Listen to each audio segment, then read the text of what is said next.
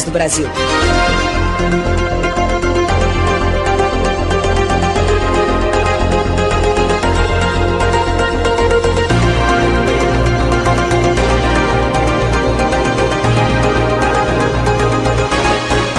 Sete da noite em Brasília, no horário brasileiro de verão.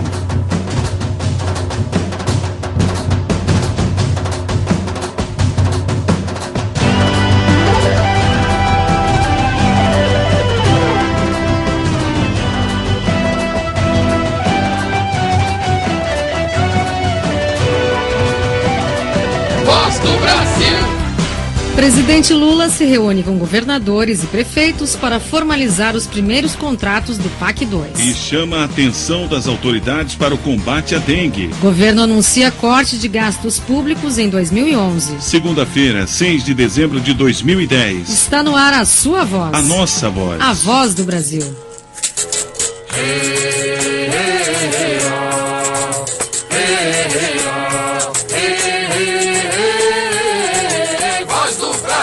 Boa noite, aqui nos estúdios da EBC Serviços, eu, Luciano Seixas e Patrícia Duarte.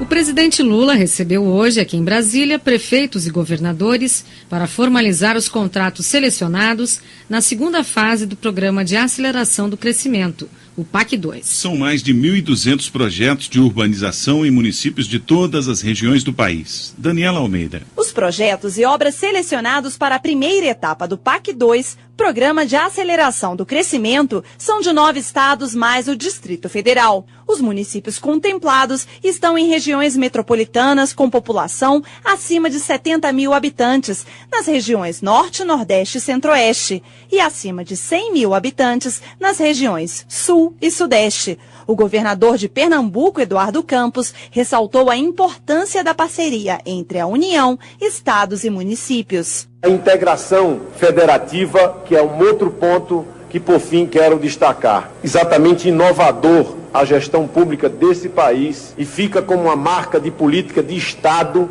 mas para o futuro desse país, nós aqui estamos desenhando uma relação federativa nova. No total, serão 17 bilhões e 250 milhões de reais para a realização de 1.258 obras aprovadas no PAC 2. Os recursos são da União, do Fundo de Garantia por Tempo de Serviço, FGTS, e do FAT, Fundo de Amparo ao Trabalhador. Esta é a primeira seleção de empreendimentos de infraestrutura do PAC 2. E corresponde a aproximadamente metade dos recursos disponíveis. Entre os projetos aprovados estão obras de infraestrutura, saneamento e habitação. Miriam Belchior, coordenadora-geral do PAC, explicou como foi feita a seleção dos projetos. Nós começamos as seleções ainda no ano de 2010. E é isso que a gente comemora aqui hoje, a primeira leva de seleção do PAC 2, que os prefeitos estão aqui assinando. Obras de urbanização de favelas, de saneamento, água e esgoto, de drenagem, de contenção de encostas, 2 ações fundamentais. Nós vamos enfrentar esse verão ainda sem essas obras, mas certamente o próximo verão os problemas certamente estarão minorados com os investimentos nessas 2 áreas. Também estamos aqui com a seleção de pavimentação, UPAs e UBSs e praças do PAC. O presidente Lula aconselhou prefeitos e governadores a elaborarem projetos antes de pedir recursos ao governo federal. Sobretudo prefeitos, apresentem projetos, façam projetos, porque é o projeto que vai fazer com que vocês tenham dinheiro para fazer as coisas que vocês consideram importantes na cidade. Não perca o tempo atrás de emendinha parlamentar, não perca o tempo atrás, tudo isso ajuda. Mas se você quiser uma coisa estruturante, perca um tempo fazendo o projeto. Compensa. Segundo o Ministério das Cidades, os outros projetos do PAC 2 ainda estão em fase de pré-seleção e análise de propostas. De Brasília, Daniela Almeida. E durante o encontro com prefeitos e governadores, o presidente Lula chamou a atenção sobre o combate à dengue. Segundo um levantamento feito pelo Ministério da Saúde, em 370 municípios, o Brasil tem 24 cidades em risco de surto de dengue e outras 154 em alerta, incluindo 14 capitais. O risco de surto indica a presença de larvas do mosquito transmissor da dengue em mais de 4% das residências pesquisadas. Já o alerta aponta índice de infestação das larvas entre 1 e 3,9% das casas visitadas. O presidente Lula fez um apelo para as autoridades das cidades que estão nestas situações. Começa dia 23 o verão. E junto com o verão veio uma coisa desagradável chamada dengue. E esses estados, muitos deles já devem ter sido visitados pelo ministro Temporão, que ficou de visitar todos os estados para conversar com os governadores e para conversar com os prefeitos sobre como combater a dengue. E todo mundo sabe que além de tudo que tem que ser feito na área da saúde, sobretudo a dengue é uma questão de limpeza, é uma questão de cuidados preventivos que a gente tem que ter. É importante que em cada estado, cada governador reúna os prefeitos das cidades que vão ser mais afetadas e estimule esses prefeitos a fazerem um processo, de mutirão de limpeza enquanto é tempo. Porque se não fizermos isso, a gente vai constatar depois apenas os números publicados na imprensa da quantidade de mortes por regiões. Para consultar a lista das cidades com risco de surto e alerta, é só acessar a página www.saude.gov.br. E na tarde de hoje, também em Brasília, o presidente Lula participou da inauguração do Memorial Darcy Ribeiro, na Universidade de Brasília. O memorial é resultado de um convênio entre o Ministério da Cultura e a Fundação Darcy Ribeiro, com investimento superior a 8 milhões de reais. O memorial é uma homenagem ao antropólogo e educador mineiro Darcy Ribeiro, que criou as universidades de Brasília e Estadual do Norte Fluminense, além de um novo modelo de educação com os Centros Integrados de Educação Pública, os CIEPs. Café com o Presidente. Hoje, no programa semanal Café com o Presidente, Lula comemorou a redução do ritmo de desmatamento na Amazônia. Segundo o relatório do INPE, Instituto Nacional de Pesquisas Espaciais, divulgado na semana passada, a região atingiu o menor índice já registrado. Segundo ele, a meta de reduzir o desmatamento na Amazônia em 80% será alcançada antes de 2020. Fico extremamente feliz que a gente tenha conseguido um sucesso extraordinário na diminuição do desmatamento. Quando nós fomos a Copenhague ano passado, e nós levamos uma proposta de diminuir as emissões de gases efeito estufa em 39% até 2020, e que nós também nos comprometemos em diminuir o desmatamento da Amazônia em 80%, muita gente achava que era impossível. Portanto, o desmatamento que nós medimos agora já está afirmando que o Brasil vai alcançar muito antes de 2020 a diminuição do desmatamento. O presidente Lula também comentou a entrega na semana passada de 30 escolas técnicas e 25 extensões universitárias. É importante lembrar que a gente tinha prometido 82 extensões universitárias, nós vamos entregar 126 extensões universitárias e nós prometemos 214 escolas técnicas e vamos entregar 214 escolas técnicas. Esse é um passo extremamente importante porque vai colocando o povo brasileiro, numa confiança de que nós poderemos dar os passos que nós não demos nas décadas passadas. Voz do Brasil! O ministro da Fazenda, Guido Mantega, que hoje participou do seminário Diálogos Capitais 2011-2014 no Rio de Janeiro, afirmou que o governo federal deverá reduzir os gastos públicos no ano que vem. De acordo com o ministro, que vai ocupar o mesmo cargo no governo da presidenta eleita Dilma Rousseff, o volume do ajuste ainda será definido pelo Ministério do Planejamento e pelo Tesouro Nacional. Guido Mantega adiantou que o corte de gastos deve atingir todos os ministérios, mas que programas sociais do governo, como Bolsa Família, não serão afetados. Nós pretendemos fazer um ajuste reduzindo o custeio já existente, uma parte do custeio já existente, e impedir que aumente o custeio, novos gastos de custeio.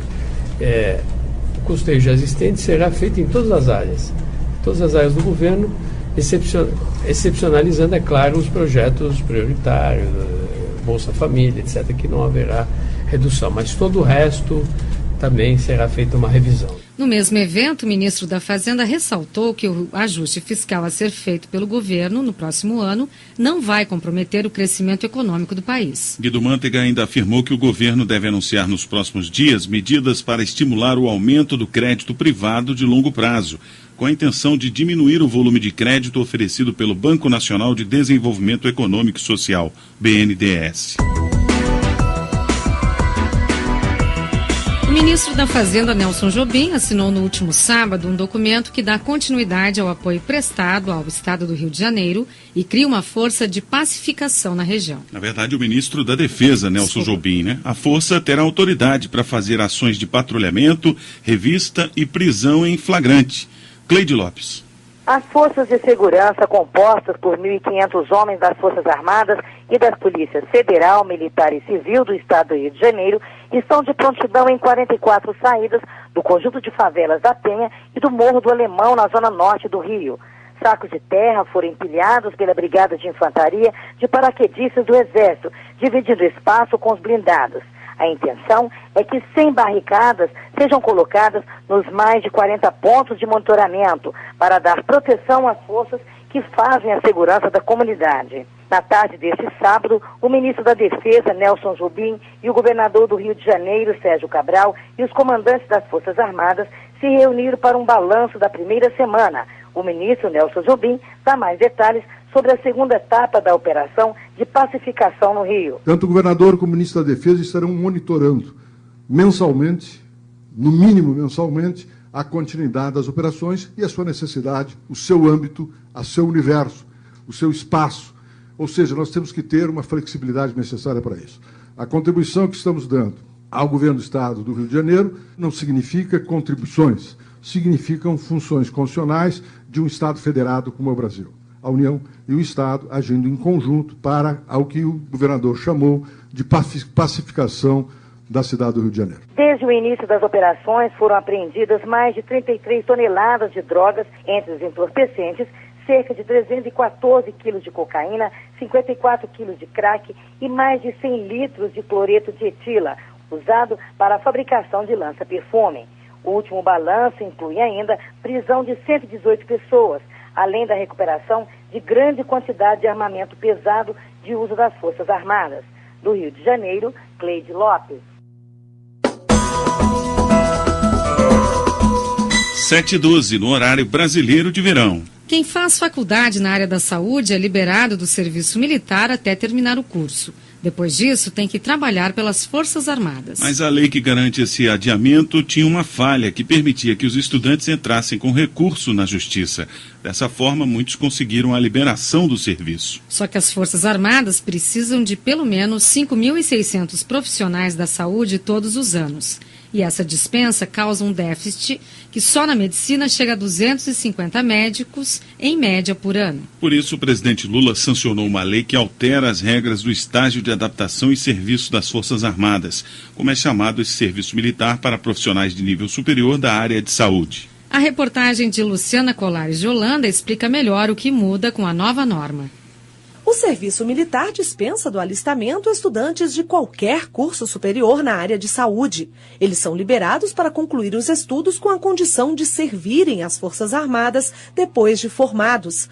Mas se aproveitando de uma falha na lei, grande parte dos jovens entra com recurso na Justiça para revalidar a dispensa. Resultado? Deficiência no número de médicos, dentistas, farmacêuticos e veterinários atuando nas áreas onde só o Exército, a Marinha ou a Aeronáutica chegam, como na Amazônia, por exemplo. O contra-almirante Marcos Silva Rodrigues, diretor do Departamento de Mobilização do Ministério da Defesa, explica o que muda com a nova regra. Com o certificado de dispensa de incorporação, eles entravam na Justiça dizendo que eles já estavam dispensados. Houve um ajustamento da lei para que esses mesmo que estavam com certificado de dispensa de incorporação tenham que se apresentar e sofram uma nova seleção. Aqueles que receberam a incorporação adiada, né, eles vão servir normalmente um ano depois que terminavam a faculdade. Agora, eles entram no processo de seleção para verificar a possibilidade ou não de servir. No no chamado estágio de adaptação e serviço, que é este tempo que o profissional de saúde passa a serviço das Forças Armadas, ele atende não só os militares. O trabalho é estendido às comunidades e, na maioria das vezes, essa é a única opção de tratamento para quem vive em áreas isoladas. O secretário de Gestão do Trabalho e da Educação na Saúde do Ministério da Saúde, Francisco Campos, destaca a importância de poder contar com o trabalho dos médicos militares em áreas de difícil acesso. As Forças Armadas prestam um serviço heróico em muitas localidades brasileiras onde ninguém quer ir, né? Se nós tomarmos toda aquela região ali, por exemplo, da Cabeça do Cachorro, da fronteira Brasil, Colômbia, Venezuela, você praticamente quase só existe serviço militar. O tenente-coronel Renato Cavalcante, pediatra e chefe da divisão médica do Hospital da Força Aérea Brasileira, em Brasília, fala sobre as recompensas da profissão na carreira militar. Tem que ter um espírito altruísta e tem que estar impregnado com a vontade de servir, mas servir ao próximo. Essa é a função que é do médico, está disponível no momento de dificuldade, igual já fui designado 4 vezes para atuar na região amazônica, passando 2 semanas atendendo populações ribeirinhas, populações que nunca tinham visto uma única vez sequer um pediatra. O projeto de lei que torna mais clara a legislação sobre o tema foi uma iniciativa do Poder Executivo. A sanção do presidente Lula foi publicada em 27 de outubro no Diário Oficial da União. De Brasília, Luciana Colares de Holanda. Uma missão empresarial brasileira que visitou o Kuwait, o Catar, a Arábia Saudita, a Síria e os Emirados Árabes foi encerrada nesta segunda-feira. Mais de 60 empresários brasileiros, além de representantes do governo federal, percorreram esses países para aumentar o comércio com o Brasil e atrair novos negócios para o nosso país. A jornalista Priscila Machado conversou com o ministro do Desenvolvimento, Indústria e Comércio Exterior, Miguel Jorge, sobre a missão empresarial ao Oriente Médio. Vamos ouvir. Ministro, explica pra gente, é uma comitiva de quantas pessoas, são empresários e governo? São 65 empresas brasileiras e uma concentração no agronegócios, especialmente com empresas de processamento de alimentos e de bebidas, de carnes, produtos processados, biscoito, desde biscoito, laticínios, etc. Além disso, nós temos as maiores empreiteiras brasileiras que estão aqui, também empresas de material de construção e um grupo de empresas de material de defesa. E, ministro, qual que é a importância dessa viagem, né, desse intercâmbio de empresários? É um mercado que tem muito potencial para o Brasil? É um mercado muito promissor em todas essas áreas. Para você ter uma ideia, nesses últimos anos, nós multiplicamos por 5 as compras entre o Brasil e o Oriente Médio.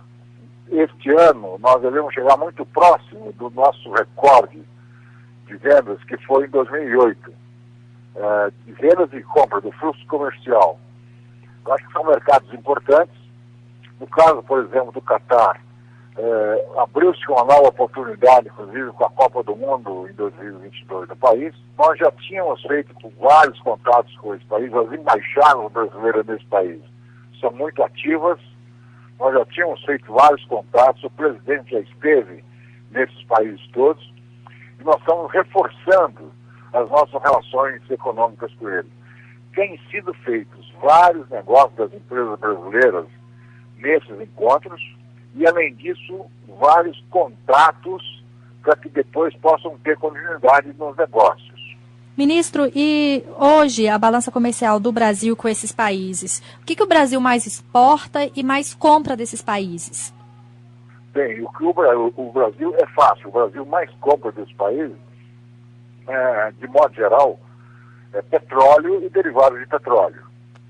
Nós temos um superávit comercial com a maioria desses países, porque nós hoje já tivemos um déficit grande, porque nós não tínhamos autossuficiência, nós produzíamos pouco petróleo.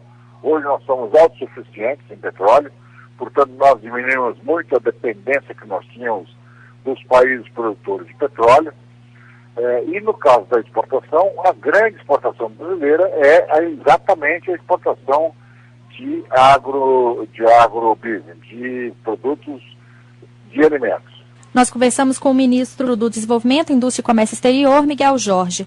Ministro, muito obrigada. A entrevista à Voz do Brasil. Obrigado a vocês. Voz do Brasil! As Nações Unidas estimam que mais de 20 milhões de toneladas de resíduos eletrônicos, como computadores que não funcionam mais, sejam descartados por ano no meio ambiente. Aqui no Brasil, o governo desenvolve um projeto de inclusão digital que recupera e reaproveita o que seria lixo eletrônico. E com a criação da Política Nacional de Resíduos Sólidos, no último mês de agosto, o governo, a sociedade e os empresários passam a ter responsabilidade sobre a reciclagem desse material. O Centro de Recondicionamento de Computadores do Gama, no Distrito Federal, é um dos 7 no país que dão vida nova a computadores usados. As máquinas que chegam ao espaço são de repartições públicas e, ao invés de virarem lixo eletrônico, são reutilizadas em programas de inclusão digital do governo. A assessora de inclusão digital do Ministério do Planejamento, Cristina Kiyomi Mori, fez um balanço do projeto. A gente recebeu mais de 60 mil computadores, isso estou dizendo computadores inteiros mesmo, né? Fora monitor, impressora, uma série de outros equipamentos periféricos que vem junto, e a gente doou cerca de 10 mil deles para aproximadamente 800 projetos de inclusão digital em todo o Brasil. Neste ano, o programa contou com 2 milhões e 400 mil reais em investimentos. Desde 2006, já formou 1.100 técnicos em informática, como a brasiliense Fabiola Martins, que além do trabalho passou a se preocupar mais com o meio ambiente. Porque aqui eles fazem a reciclagem, eles sabem reaproveitar tudo. Antes eu não tinha essa preocupação e hoje eu tenho. Além de experiências práticas, o governo também promoveu na semana passada, em Brasília, o 5º Fórum Governamental de Gestão Ambiental na Administração Pública. Um dos temas discutidos foi a Política Nacional de Resíduos Sólidos. Segundo o diretor do Departamento de Cidadania e Responsabilidade Socioambiental do Ministério do Meio Ambiente, Geraldo de Abreu, a política divide a responsabilidade pelo lixo eletrônico entre governo, empresários e sociedade civil. Isso é fundamental para que todos os setores da sociedade tenham as suas responsabilidades e possam contribuir para que a gestão dos resíduos se dê de forma adequada, uma vez que resíduo não é lixo. Resíduo é aquilo que é possível de voltar para a cadeia produtiva. As Nações Unidas calculam que por ano o mundo produz entre 20 a 50 milhões de toneladas de resíduos eletrônicos. De Brasília, Paulo La Sálvia. Voz do Brasil! O câncer de pulmão está crescendo mais entre as mulheres. É o que indica o levantamento divulgado pelo Instituto Nacional de Câncer, o INCA. Segundo a pesquisa de 2000 a 2005, a ocorrência de câncer de pulmão entre as mulheres aumentou em 17 cidades brasileiras. Entre elas, Porto Alegre, Goiânia, Fortaleza e Belo Horizonte. A situação é mais grave na capital do Rio Grande do Sul, onde a incidência quase dobrou. Para a supervisora de programas de controle de câncer da Divisão de Informação do INCA, Marcele de Oliveira Santos, os dados comprovam que as mulheres estão fumando cada vez mais. Uma das possíveis coisas que a gente pode imaginar é que, como Porto Alegre tem a maior prevalência de tabagismo do Brasil, isso se reflete nas taxas de incidência. E o que a gente tem visto é que a prevalência de tabagismo tem aumentado nas mulheres e nas adolescentes. Então, esse aumento dessa incidência já pode ser reflexo disso. Por outro lado, a supervisora de programas de controle de câncer do INCA ressalta um dado positivo no estudo. No Brasil, 44% dos cânceres de colo do útero diagnosticados são descobertos na fase inicial da doença, o que amplia as chances de recuperação. A Infraero registrou hoje até às 7 da noite atrasos acima de 30 minutos em 497 voos, o que corresponde a 24% do total. Entre os grandes aeroportos do país, os atrasos maiores estão no Rio de Janeiro. No Galeão e Santos Dumont, os atrasos são superiores a 30%. Segundo as companhias aéreas, os atrasos de hoje são reflexo das fortes chuvas que caíram na noite de ontem nos estados do Rio de Janeiro e Minas Gerais. E a ANAC também concluiu a auditoria realizada por seus inspetores no Centro de Operações da TAM em São Paulo. A agência constatou que a companhia mantém tripulação em número suficiente para realizar todos os voos programados, como constava das declarações anteriores da empresa. Segundo a ANAC, a TAM também demonstrou estar cumprindo a lei do aeronauta com relação aos limites de horas voadas pelos tripulantes. Há poucos dias, a empresa aérea teve a venda de passagens suspensa pela agência por apresentar grande percentual de voos atrasados. Segundo a companhia, os atrasos ocorreram por motivos climáticos. A venda de passagens da TAM já foi restabelecida. Você ouviu hoje na Voz do Brasil. O presidente Lula se reúne com governadores e prefeitos para formalizar os primeiros contratos do PAC 2. Que chama a atenção das autoridades para o combate à dengue. O governo anuncia corte de gastos públicos em 2011. Esse foi o noticiário do Poder Executivo, uma produção da equipe de jornalismo da EBC Serviços. Quer sugerir uma reportagem sobre o Poder Executivo na Voz do Brasil? Mande um e-mail para pautaebcserviços@ebc.com.br. Voltamos amanhã. Boa noite. Fique agora com as notícias do Poder Judiciário e do Congresso Nacional. Boa noite e até amanhã.